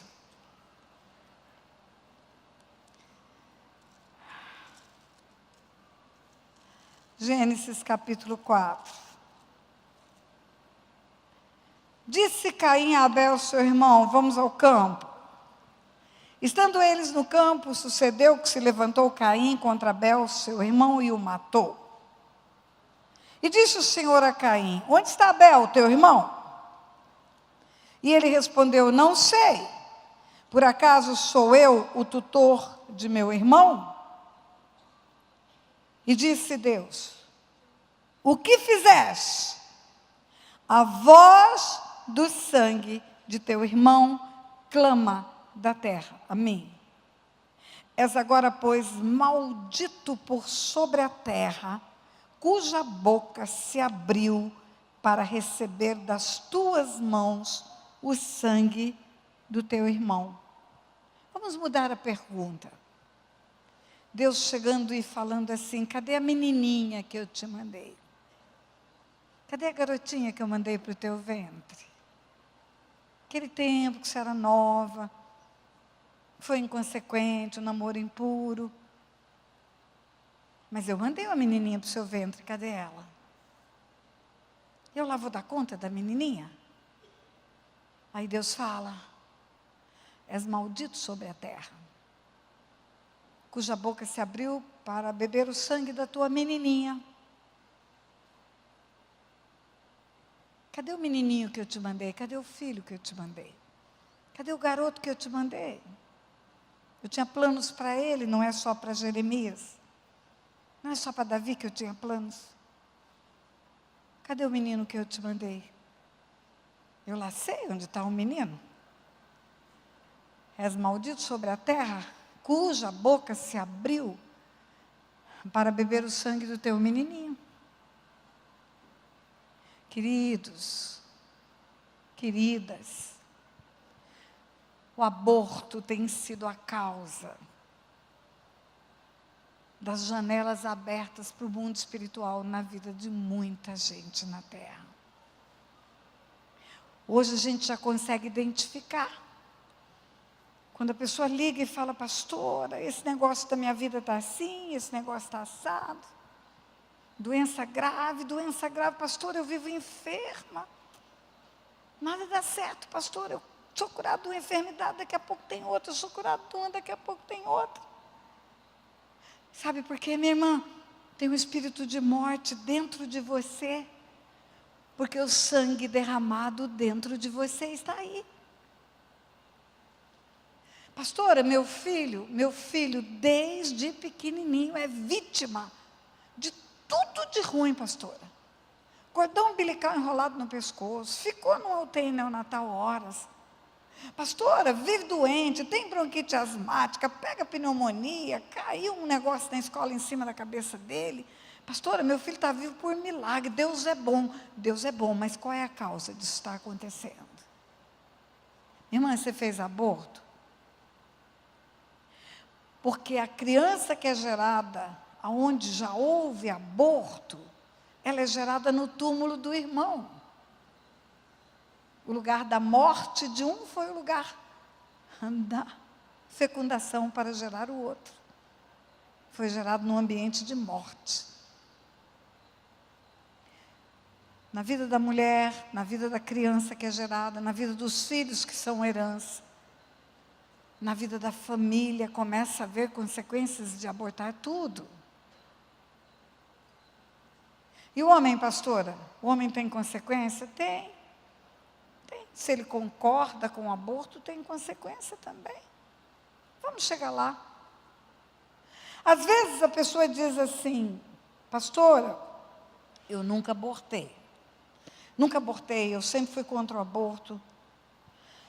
Mas tem uma situação lá em casa, minha irmã meteu-se com um homem casado e não quis deixar nascer a criança, porque ia ser um escândalo, o cara tinha família, ela achou melhor fazer o aborto. Eu nunca fui favorável, sempre fui contra, mas eu não queria que a minha irmã fosse sozinha para uma clínica de aborto, pastora. Eu tinha muito medo do que podia acontecer. Naquele tempo era gravíssimo, era uma curetagem, dava hemorragia. E eu fui junto com ela. Fiquei na recepção só. Nem entrei, porque eu não queria ver. Tem algum problema, pastora? Igual. Imagina que tem uma criança aqui de 1 mês. A mamãe trouxe para apresentar no altar. O pastor, no culto de domingo, vai apresentar uma criança. Tem 1 mês. Bonitinha, lindinha. 9 meses antes, essa criança era um bebê de 1 mês na barriga. Se ela tem 1 mês fora, retroage 9 meses, ela era um feto de 1 mês. Ok. Se aquela mulher abortasse com 1 mês de gravidez, não teria abortado uma bola de carne, teria abortado essa criança bonitinha que está sendo apresentada no altar, essa mesma criança. Então vamos lá. A tua irmã tem uma criança de 1 mês, bonitinha, lacinho de fita, gordinha, fofinha. E aí a tua irmã fala, olha, é filho de um cara casado, eu não quero dar problema para ele, para a família dele, nós erramos, mas eu já não quero mais. Então eu resolvi matar essa bebezinha. Vamos comigo no dia que eu vou matar? É a mesma coisa. Pastor, eu nunca acompanhei ninguém em clínica de aborto, mas eu tinha uma colega de trabalho e ela se envolveu com um adolescente, um menino, que era bem mais novo do que ela, que não ia assumir, não ia fazer nada. Eu mesmo achei que ela estava certa quando ela escolheu abortar. Agora, ela não tinha dinheiro para ir numa clínica boa. Ela ia fazer com um negócio aí que a gente sabe que corre risco de vida. E aí, pastora, eu fiquei com muita pena dela e eu ofertei o dinheiro para ela fazer o aborto. Tem algum problema? Igual. Imagina que a mãe dessa criança de 1 mês de idade chega para você e fala: olha, eu quero matar essa criança, mas eu só tenho dinheiro para dar uma pedrada. Agora, se você me der um dinheiro, eu posso dar uma injeção boa no pescoço dela, ela morre rapidinho, e você dá. Pastora, eu tinha uma colega de trabalho que engravidou, não falou para mim, mas eu não sou boba, pelas conversas paralelas eu percebi ela falando com a outra no telefone, marcou o dia do aborto, avisou que não viria trabalhar no dia seguinte, e eu sei que ela fez o aborto, mas ela não se abriu comigo, eu fiz cara de paisagem e não me meti. Não era comigo a conversa. Tem algum problema, pastora? Igual. Você está na sala, está escutando a mulher falar que vai matar a menininha de 1 mês, e aí você faz cara de paisagem, porque não quer se meter na morte da criancinha de 1 mês. Até em direito penal você é culpado, você tem coautoria. O homem fala assim: pastora, eu não falei nem sim nem não. A decisão de ter um filho ou não ter era dela, pastora, porque ela que ia criar, não sou eu que ia perder, não era eu que ia perder a minha vida, não era eu que ia ficar noites e noites com fraldas, com mamadeira. Eu preferi deixar ela fazer a escolha. Não falei nada, deixei que ela fizesse a escolha. Tem algum problema, pastora? Igual. Igual, é essa mulher chegando para você com a criança de 1 mês e ela fala para você: eu não quero mais, eu não quero criar ela sozinha, eu não quero ter o preço de perder a minha liberdade, de passar noites em claro, e aí você fala para ela: você que sabe, você quer matar, você mata. É igual. Para o homem tem uma consequência adicional. Antes disso, deixa eu te dizer, todo dinheiro investido em aborto é dinheiro aplicado na morte. E tem dividendo esse dinheiro. Igual poupança dá juro, a morte também dá. As finanças são destruídas. Porque é um dinheiro investido para derramar sangue inocente. Tem alguém aí? Salmo 78. No Salmo 78, a Bíblia fala, eu quero o versículo 51, para quem está projetando. No Salmo 78, o salmista fala do que Deus foi fazendo no Egito para libertar o povo. Fala da saraiva, fala dos gafanhotos, fala de tudo. E quando chega na morte dos primogênitos, está assim: matou todos os primogênitos do Egito, as primícias do vigor varonil das tendas de Cã. Não, volta lá, não mandei trocar. Ai, ai, ai. Matou todos os primogênitos do Egito, vírgula. O que é primogênito? Primícia do vigor varonil. Na minha versão está escrito primícia da virilidade. Não é só aí, tem outro salmo.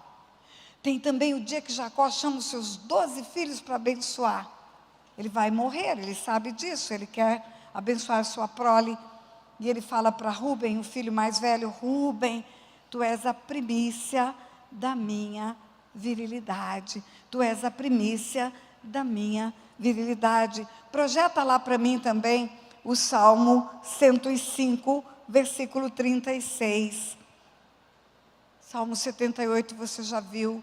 Salmo 105, versículo 36, fala de novo do Egito, de novo de Deus matando o primogênito. Depois matou todos os primogênitos da terra deles, todas as primícias da sua virilidade.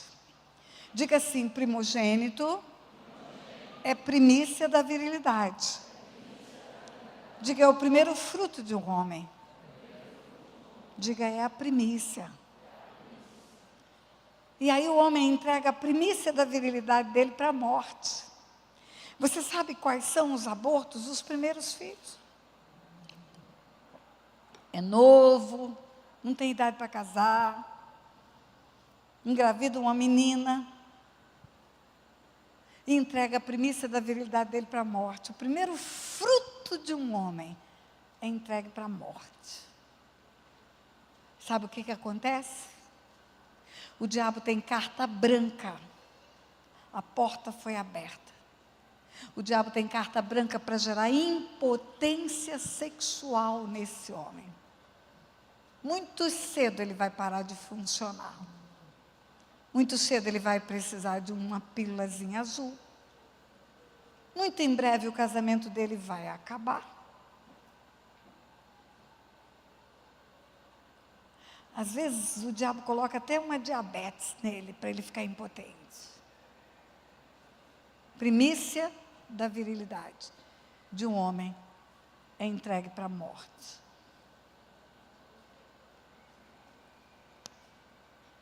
É muito difícil pregar essa palavra, igreja. Mas eu vou contar para você o que aconteceu comigo um dia.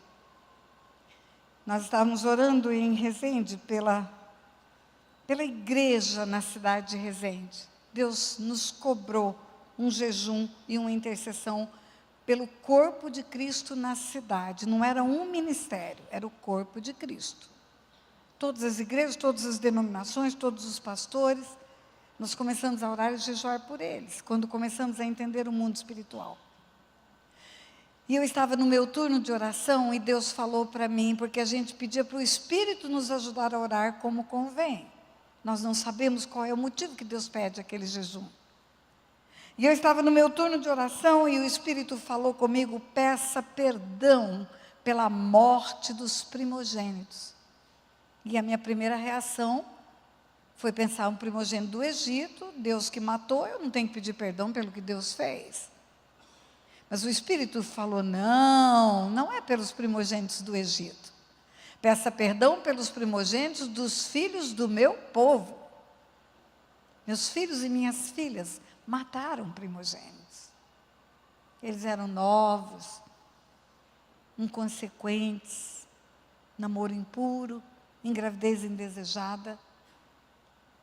E eles eliminaram os primogênitos.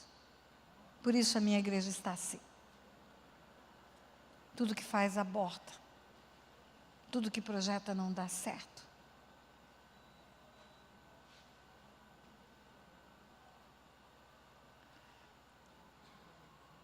Eu quero que venha aqui uma moça que tenha condição de ficar em pé aqui alguns minutos para me ajudar. Eu quero fazer uma cena.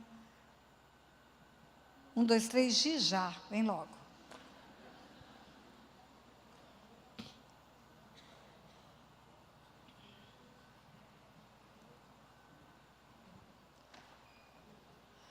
Você vai me fazer um favor, você vai ficar assim com a perninha juntinha e com as mãos assim, 2 braços. Isso. Vem mais para cá, para ser vista. Isso. Essa moça está aqui representando o aparelho sexual feminino, ela toda. Toda. É como se você estivesse vendo só a figura do aparelho reprodutor feminino.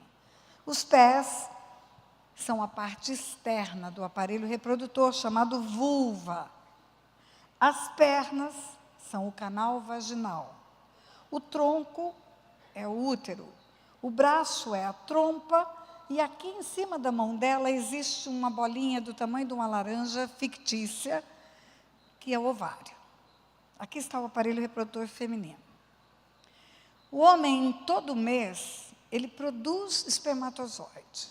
Ele tem a espermiogênese, fabrica. A mulher não. A mulher nasce com um número de óvulos geneticamente programado. Quantos ela vai ter pela vida fora? Quando ela entra na adolescência, os óvulos começam a amadurecer. Os óvulos estão dentro do ovário. O ovário é a laranjinha que está aqui no ar, que você está fingindo que está vendo. Um mês é esse ovário de cá, outro mês é aquele ovário de lá, que solta um óvulo amadurecido. Um mês de cá, um mês de lá, um mês de cá, um mês de lá, começa na adolescência, termina na menopausa, não ovula mais. Ok, todo mês, quando o óvulo é liberado, o óvulo é microscópico, igual ao espermatozoide. O óvulo é um gameta, o espermatozoide é um gameta, célula sexual. No óvulo tem a metade do DNA que uma pessoa vai ter, no espermatozoide tem a outra metade, quando junta os cromossomas todos, dá uma pessoa. Todo mês, quando o óvulo começa a amadurecer, esse corpo aqui chamado útero começa a preparar para receber uma criança. Todo mês, desde a primeira menstruação da menina. O que acontece? Quando o óvulo começa a amadurecer e vai ser liberado aqui, aqui começa a preparar um ninho. A mucosa intrauterina, o endométrio, começa a ficar rico de veias, rico de vasos e fofo. É um ninho. Se houver a gravidez, é nesse ninho que o bebê vai ficar. Esse ninho futuramente vai virar placenta, que vai envolver a criança pelos 9 meses. Se não engravidar, esse ninho vai embora e esse ninho aqui é a menstruação. O ninho vai embora porque Deus faz um ninho novo todo mês. Não tem ninho velho. Se houver uma fecundação nesse mês, o ninho é feito nesse mês. Se houver uma fecundação no mês que vem, o ninho é feito no mês que vem.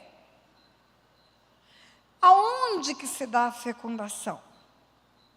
Terço distal da trompa ou da tuba uterina. O que é terço distal? Imagina isso aqui dividido em 3 partes. Imagina que a primeira parte é o primeiro palmo, a segunda parte é o segundo palmo, a terceira parte é o terceiro palmo. No terço distal, na terceira parte mais distante, a fecundação se dá bem aqui. Quando o óvulo é liberado na trompa, isso aqui é como se fosse cílios. E começa a fazer esse movimento, joga esse óvulo aqui, ele é fecundado aqui e começa a se multiplicar. Vem um gameta masculino, vem um gameta feminino, junta e forma um ovo que chama ovo ou zigoto. 1 segundo depois ele começa a se multiplicar. Uma célula vira 2, 2, 4, 4, 8, 16, 32, 64, 128, blá, blá, blá. Aí ele não chama mais ovo, ele só é ovo quando junta as 2 células. Aí ele passa a ser embrião. E como embrião, ele começa a se movimentar aqui dentro. Existe um movimento na trompa que impulsiona ele. O que é a gravidez tubária? Ele cresceu muito e não passa pela trompa. Ou a trompa está entupida com alguma inflamação e ele não passa. Mas é raro hoje, os médicos já abrem, já tiram esse óvulo e já põem no ninho. Aqui começa a multiplicação, aqui começa a vida, aqui junta a bagagem genética.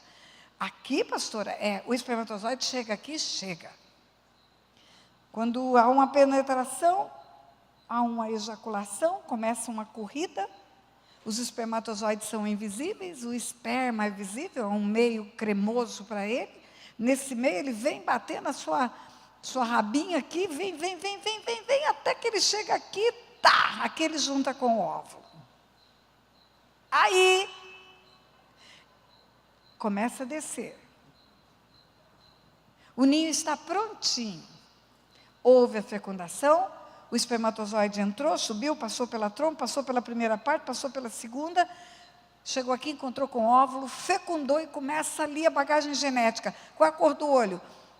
Qual o gosto? Vai gostar de piqui ou não vai? Não. Esse aqui não vai gostar, não. Todo o desenho da pessoa está pronto.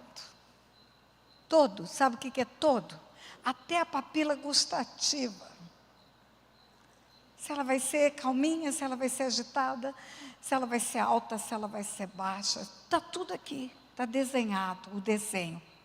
Davi fala, o Senhor de modo assombrosamente maravilhoso me formaste. E a minha alma sabe muito bem, o Senhor estava tecendo os meus ossos. No ventre da minha mãe já sabia todos os meus dias, é Deus que faz, é Deus que multiplica, é Deus que dá vida. Aí, quando esse óvulo fecundado, que já tem N células, Já tem tudo desenhado, quem vai ser, como vai ser, quantos dias vai viver. Aí ele chega bem aqui, e sabe o que tem aqui esperando ele dentro do ninho? Tem um objeto de cobre de ponta para cima, chamado DIU, que mata ele. Mata. Eu estou dizendo para você que o DIU é abortivo. Eu estou dizendo para você que muitas mulheres têm muitos abortos e não sabem que têm. Vamos aplaudir essa moça?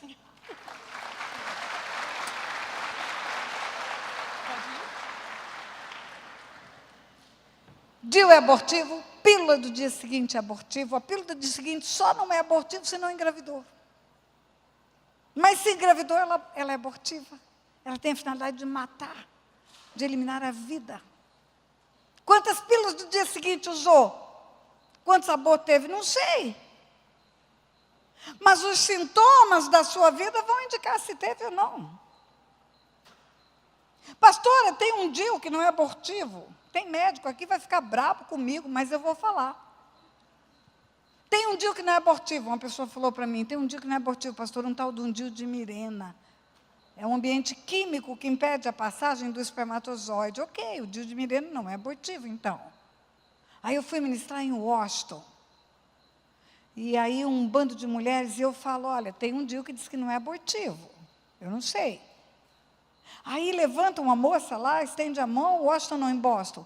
Estende a mão e ela fala, pastora, a senhora me permite falar? Permito. Eu sou funcionária do laboratório tal, que patenteou o DIU de Mirena, e eu vou explicar para a senhora como é que é o DIU de Mirena. O DIU de Mirena realmente não é um objeto de cobre para perfurar o embrião. O DIU de Mirena é um meio líquido, um meio químico, líquido não, um meio químico que acontece para matar os espermatozoides, não permitir que eles passem do útero para as trompas. E mata todos? Ela falou, não. Em torno de 10% consegue ultrapassar. Nas pesquisas que eles fazem, fazendo todo o mapeamento, 10% consegue ultrapassar esse campo. Os mais resistentes, os mais rápidos, não morrem, fica meio grogue, mas passa. Aí eu pensei,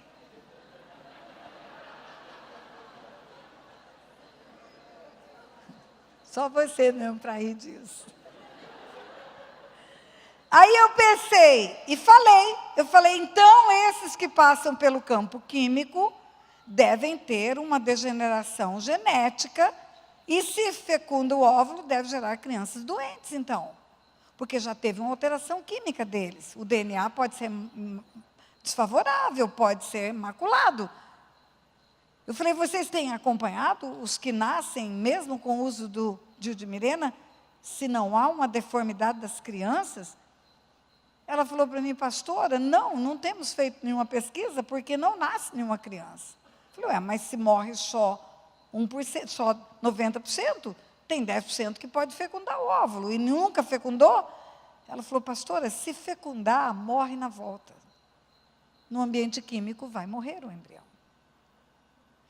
É só 10% abortivo? Se fosse só 1%, já seria abortivo. Diga ai, ai, ai. Meu povo perece por falta de conhecimento. Deus fala isso. Eu vou parar para a gente orar. Muita coisa teria que dizer, mas eu acho que já temos o essencial. O que nós vamos fazer aqui, queridos, agora, são orações para desligar heranças espirituais. Heranças. Pecados pessoais precisam ser confessados. A Bíblia fala, confessai os vossos pecados uns aos outros para serem sarados. Não falou, reúne e todo mundo confessa num salão ao mesmo tempo. É uns aos outros. O seu pecado pessoal vai gerar uma herança para 4 gerações. O seu aborto vai gerar um derramamento de sangue para 4 gerações. Ele precisa ser confessado. Você vai confessar as heranças dos seus antepassados. Você vai confessar as heranças dos pecados dos seus antepassados. Daquilo que aconteceu na vida de vocês, como consequência geracional de pecado. Mas aquilo que você fez, você precisa arrumar.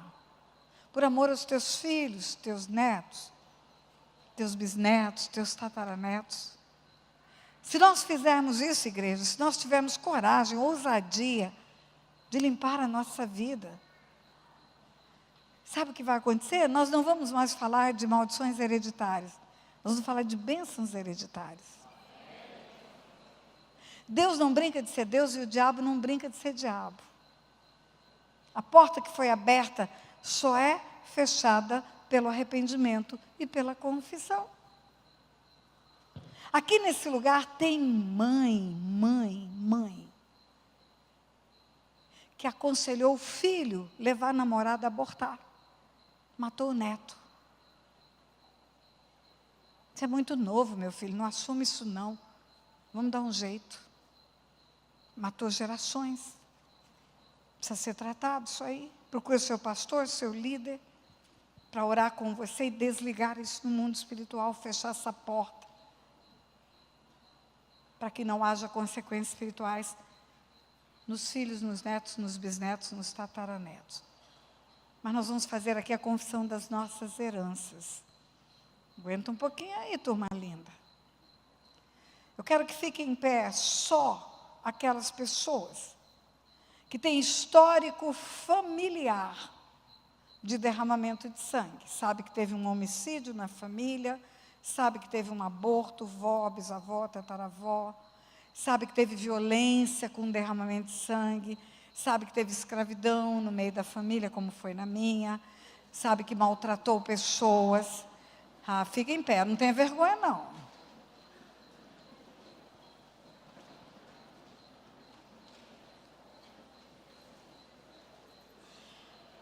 Isso aí. Ora comigo assim, fala: Senhor meu Deus e meu Pai, eu reconheço, assim como Daniel fez, os pecados dos meus antepassados. Reconheço que foram maus, que derramaram sangue inocente. Reconheço que a terra recolheu o sangue que eles derramaram e que clama esse sangue diante do Senhor. E confessando o pecado deles, eu reconheço a herança que existe sobre a minha vida e renuncio a essa herança. E na autoridade que há no nome de Jesus, eu ordeno que os espíritos de morte que vieram para a minha vida por causa dessas heranças saiam agora pelo poder que há no nome de Jesus. Diga da mesma forma: eu ordeno que esses espíritos não hajam na vida das gerações futuras, em nome de Jesus. Amém. Eu vou orar depois sobre isso. Fala agora, fique em pé, as pessoas que têm histórico familiar de roubo, de furto, de usurpação de terra, de apropriação indébita, de enriquecimento ilícito. Você sabe que o enriquecimento da família é resultado de coisas erradas. Fica em pé. Diga: Senhor meu Deus e meu Pai, eu também confesso os pecados financeiros da minha família. Reconheço que enriqueceram com injustiça, com roubos, com furtos, com apropriação indébita, com usurpação de terras, com negócios ilícitos. Reconheço que esse pecado gerou para mim uma herança maligna, para que eu venha ter dificuldades financeiras. Mas reconhecendo o pecado e reconhecendo a herança, eu renuncio a ela, na autoridade que há no nome de Jesus. Eu ordeno que os espíritos imundos que vieram para a minha vida por causa dessas heranças saiam agora pelo poder que há no nome de Jesus. Diga: eu os proíbo de agirem nas gerações futuras, em nome de Jesus. Amém. Fiquem em pé agora aqueles que têm histórico familiar de promiscuidade, adultérios, toda sorte de promiscuidade, abandono de família, geração de filhos bastardos, abuso sexual, pedofilia, pornografia, toda promiscuidade sexual, sexo antes do casamento. Diga: Senhor, meu Deus e meu Pai, em nome de Jesus, eu confesso os pecados sexuais dos meus antepassados. Reconheço que desonraram os seus corpos, desonraram as suas famílias, geraram filhos bastardos, não guardaram o corpo em santificação, praticaram aquilo que o Senhor condena. E reconheço que por causa disso, eu tenho uma herança maligna na área da promiscuidade. Mas confessando esse pecado, eu renuncio à herança e na autoridade que há no nome de Jesus. Eu ordeno que esses espíritos imundos que vieram com a herança saiam agora da minha vida, pelo poder que há no nome de Jesus. E eu os proíbo de agirem nas gerações futuras, em nome de Jesus. Amém. Agora fiquem em pé apenas as pessoas que têm históricos familiares de vícios. Seja vício de álcool, seja vício de carteado, seja vício de qualquer tipo de droga. Diga: Senhor, meu Deus e meu Pai, eu reconheço os pecados de vícios dos meus antepassados. Reconheço que não guardaram os seus corpos em santificação e se tornaram imundos diante do Senhor. E reconheço que por causa disso há uma herança na minha vida. Renuncio a essa herança e ordeno que os espíritos de vícios saiam da minha vida e saiam da minha descendência, pelo poder que há no nome de Jesus. Amém.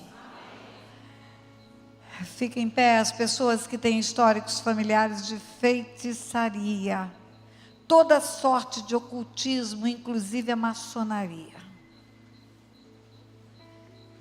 Diga: Senhor, meu Deus e meu Pai,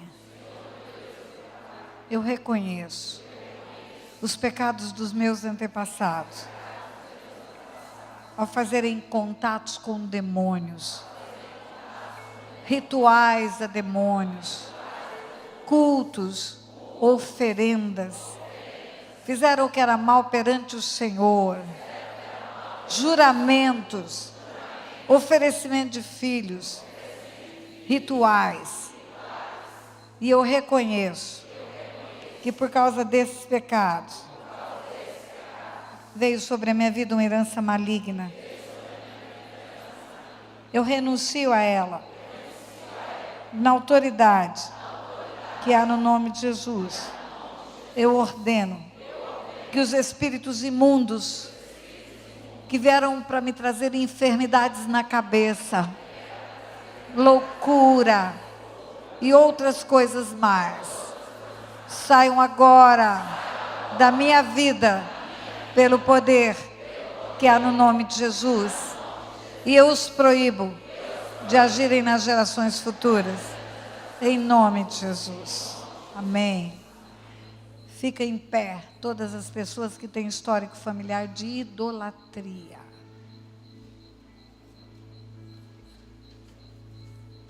Diga: Senhor, meu Deus e meu Pai, eu reconheço os pecados dos meus antepassados de idolatria. Reconheço que construíram ídolos, que adoraram ídolos, lhes deram cultos, lhe ofereceram filhos, fizeram votos, não honraram o Senhor como o único Deus, mas desobedeceram a tua palavra, que diz: não farás para ti imagens de escultura, não as adorarás, não lhes darás culto, porque eu, o Senhor, sou Deus zeloso, que visito a iniquidade dos pais nos filhos, até a 3ª e 4ª geração daqueles que me aborrecem. Diga: eu tenho um compromisso com o Senhor, de só adorar o Senhor, de ter só o Senhor como Deus, de não me prostrar diante de imagens. Por isso agora, com esse voto e com o reconhecimento do pecado dos meus antepassados, eu renuncio à herança maligna da idolatria que veio para a minha vida. E eu proíbo os espíritos imundos de agir na vida dos meus descendentes, dizendo a eles: fora, fora da minha casa, fora da minha família, fora da minha vida sexual, fora do meu casamento, pelo poder que há no nome de Jesus. Amém. Agora eu vou orar. Fica em pé, todo mundo que ficou em pé, fica em pé mais um pouquinho. Pai, em nome de Jesus, a tua palavra diz, Pai, que no mundo espiritual, quando há concordância na terra, há concordância no céu, Pai. Nós aprendemos aqui, Pai, que quando concordamos aqui, nós ligamos aqui, e aí liga-se nas regiões celestiais. E o mundo espiritual é influenciado pela nossa concordância. Por isso, Pai, eu concordo com as orações feitas neste lugar. Concordo, Pai, com cada palavra proferida em cada momento desse tempo de oração. E concordando na terra, Pai, eu sei que o Senhor concordou no céu. Também a tua palavra diz, Pai, que aquilo que ligamos na terra é ligado no céu, e aquilo que desligamos da terra é desligado no céu. E com a autoridade que a igreja tem de ter as chaves do reino dos céus, eu desligo agora a vida dessas pessoas, Pai, de todas essas heranças malignas. Desligo a vida delas das heranças da feitiçaria. Desligo a vida delas das heranças da maçonaria, da idolatria, dos vícios, da promiscuidade, do derramamento de sangue, dos roubos. Desligo a vida delas, Pai, de tudo aquilo que não procede do Senhor. Toda árvore que o Senhor não plantou, nós arrancamos hoje, Pai, da vida dessas pessoas. E pelo poder que há no nome de Jesus, nós ordenamos que esses espíritos imundos, que vêm agindo por anos nas famílias, por geração após geração, sai agora da vida do teu povo, pelo poder que há no nome de Jesus. Ordenamos fora, e fora das gerações futuras, em nome de Jesus. Em nome de Jesus, profetizamos, Pai, um tempo de bênção. Retiramos toda palavra maldita que foi proferida e que foi encontrado causa para cumprir. Retiramos agora do mundo espiritual toda palavra de maldição proferida que tinha causa, que agora não tem mais. Nós declaramos a nulidade delas agora, pelo poder que é no nome de Jesus. Aonde a doença, profetizamos a cura. Ordenamos tumor, seca agora, pelo poder que há no nome de Jesus. Ordenamos enfermidade, vai embora agora, pelo poder que há no nome de Jesus. Declaramos restauração de famílias. Declaramos que vai prosperar aquilo que for feito pelo povo de Deus. Declaramos que nada mais vai abortar na vida desse povo. Profetizamos vida, e vida em abundância, em nome de Jesus. Você pode aplaudir, igreja?